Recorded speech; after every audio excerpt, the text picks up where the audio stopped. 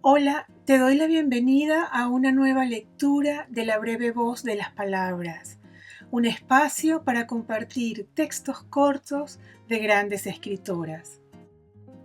Hoy quiero hablarles de una autora fundamental de la literatura mexicana contemporánea, Ángeles Mastretta. Nacida en Puebla en 1949, es conocida por su mirada aguda, profundamente femenina, sobre el amor, la libertad y los mandatos sociales.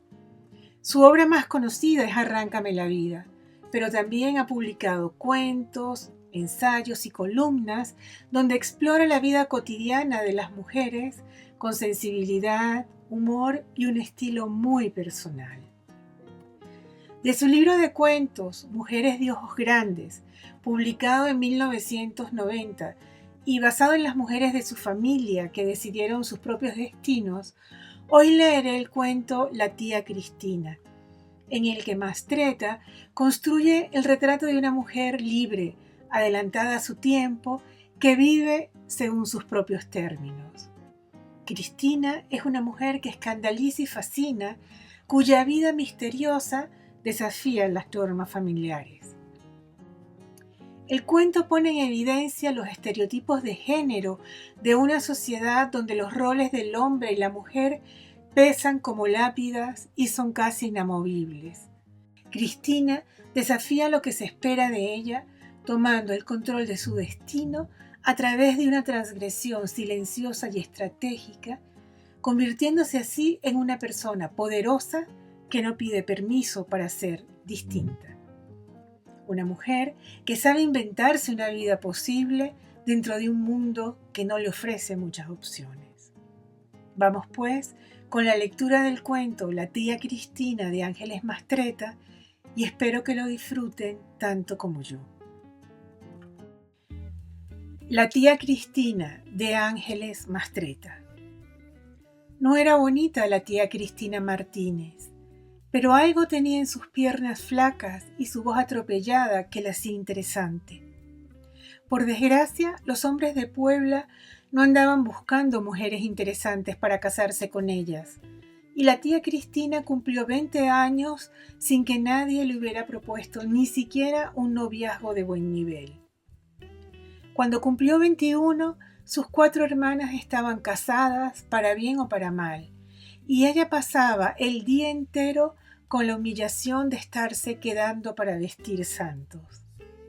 En poco tiempo, sus sobrinos la llamarían quedada y ella no estaba segura de poder soportar ese golpe. Fue después de aquel cumpleaños que terminó con las lágrimas de su madre a la hora en que ella sopló las velas del pastel, cuando apareció en el horizonte el señor Arqueros. Cristina volvió una mañana del centro, a donde fue para comprar unos botones de concha y 1 metro de encaje, contando que había conocido a un español de buena clase en la joyería La Princesa. Los brillantes del aparador le habían hecho entrar para saber cuánto costaba un anillo de compromiso, que era la ilusión de su vida. Cuando le dijeron el precio, le pareció correcto y lamentó no ser un hombre para comprarlo en ese instante con el propósito de ponérselo algún día. Ellos pueden tener el anillo antes que la novia, hasta pueden elegir una novia que les haga juego al anillo. En cambio, nosotras solo tenemos que esperar. Hay quienes esperan durante toda su vida y quienes cargan para siempre con un anillo que les disgusta. ¿No crees? Le preguntó a su madre durante la comida. «Ya no te pelees con los hombres, Cristina», dijo su madre. «¿Quién va a ver por ti cuando me muera?» «Yo, mamá, no te preocupes. Yo voy a ver por mí». En la tarde, un mensajero de la joyería se presentó en la casa con el anillo que la tía Cristina se había probado, extendiendo la mano para mirarlo por todos lados, mientras decía un montón de cosas parecidas a las que le repitió a su madre en el comedor. Llevaba también un sobre lacrado con el nombre y los apellidos de Cristina. Ambas cosas las enviaba el señor Arqueros, con su devoción, sus respetos y la pena de no llevarlos él mismo porque su barco salía a Veracruz al día siguiente y él viajó parte de ese día y toda la noche para llegar a tiempo. El mensaje le proponía matrimonio. Sus conceptos sobre la vida, las mujeres y los hombres, su deliciosa voz y la libertad con que camina me deslumbraron. No volveré a México en varios años, pero le propongo que me alcance en España. Mi amigo Emilio Suárez se presentará ante sus padres dentro de poco. Dejo en él mi confianza y en usted mi esperanza. Emilio Suárez era el hombre de los sueños adolescentes de Cristina. Le llevaba 12 años y seguía soltero cuando ella tenía 21. Era rico como la selva en las lluvias y arisco como los montes en enero. Le habían hecho la búsqueda todas las mujeres de la ciudad y las más afortunadas solo obtuvieron el trofeo de una nieve en los portales. Sin embargo, se presentó en casa de Cristina para pedir, en nombre de su amigo, un matrimonio por poder en el que con mucho gusto sería su representante. La mamá de la tía Cristina se negaba a creerle que solo una vez hubiera visto al español, y en cuanto Suárez desapareció con la respuesta de que iban a pensarlo, la acusó de 1000 pirujerías. Pero era tal el gesto de asombro de su hija que terminó pidiéndole perdón a ella y permiso al cielo en que estaba su marido para cometer la barbaridad de casarla con un extraño.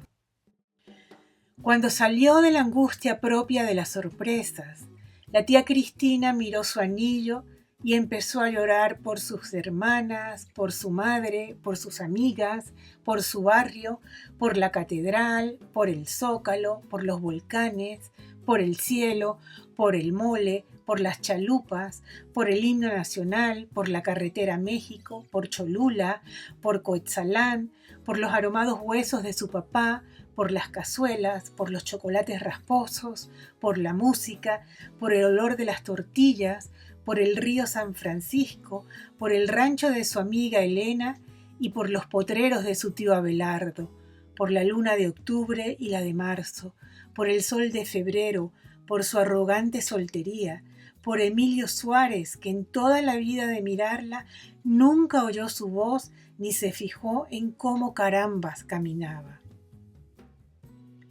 Al día siguiente salió a la calle con la noticia y su anillo brillándole. 6 meses después se casó con el señor Arqueros frente a un cura, un notario y los ojos de Suárez. Hubo misa, banquete, baile y despedidas. Todo con el mismo entusiasmo que si el novio estuviera de este lado del mar. Dicen que no se vio novia más radiante en mucho tiempo. 2 días después, Cristina salió de Veracruz hacia el puerto donde el señor Arqueros, con toda su caballerosidad, la recogería para llevarla a vivir entre sus tías de Valladolid. De ahí mandó su primera carta diciendo cuánto extrañaba y cuán feliz era. Dedicaba poco espacio a describir el paisaje apretujado de casitas y sembradíos, pero le mandaba a su mamá la receta de una carne con vino tinto que era el platillo de la región, y a sus hermanas 2 poemas de un señor García Lorca que le habían vuelto del revés. Su marido resultó ser un hombre cuidadoso y trabajador que vivía riéndose con el modo de hablar español y las historias de aparecidos de su mujer, con su ruborizarse cada vez que oía un coño y su terror porque ahí todo el mundo se cagaba en Dios por cualquier motivo y juraba por la hostia sin ningún miramiento. 1 año de cartas fue y vino antes de aquella en que la tía Cristina refirió a sus papás la muerte inesperada del señor Arqueros. Era una carta breve que parecía no tener sentimientos. Así de mal estará la pobre, dijo su hermana, la segunda, que sabía de sus veleidades sentimentales y sus desaforadas pasiones.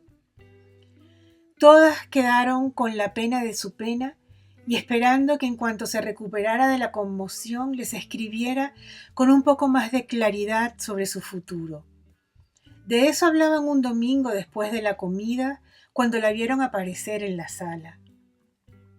Llevaba regalos para todos y los sobrinos no la soltaron hasta que terminó de repartirlos. Las piernas le habían engordado y las tenía subidas en unos tacones altísimos, negros como las medias, la falda, la blusa, el saco, el sombrero y el velo que no tuvo tiempo de quitarse de la cara. Cuando acabó la repartición, se lo arrancó junto con el sombrero y sonrió. Pues ya regresé, dijo. Desde entonces fue la viuda de Arqueros. No cayeron sobre ella las penas de ser una solterona y espantó a las otras con su piano desafinado y su voz ardiente. No había que rogarle para que fuera hasta el piano y se acompañara cualquier canción. Tenía en su repertorio toda clase de valses, polcas, corridos, arias y pasodobles. Les puso letras a unos preludios de Chopin y los cantaba evocando romances que nunca se le conocieron. Al terminar su concierto dejaba que todos le aplaudieran y tras levantarse del banquito para hacer una profunda caravana, extendía los brazos, mostraba su anillo y luego, señalándose a sí misma con sus manos envejecidas y hermosas, decía contundente: y enterrada en Puebla. Cuentan las malas lenguas que el señor Arqueros no existió nunca, que Emilio Suárez dijo la única mentira de su vida, convencido por quién sabe cuál arte de la tía Cristina, y que el dinero que llamaba su herencia lo había sacado de un contrabando cargado en las maletas del ajuar nupcial. ¿Quién sabe?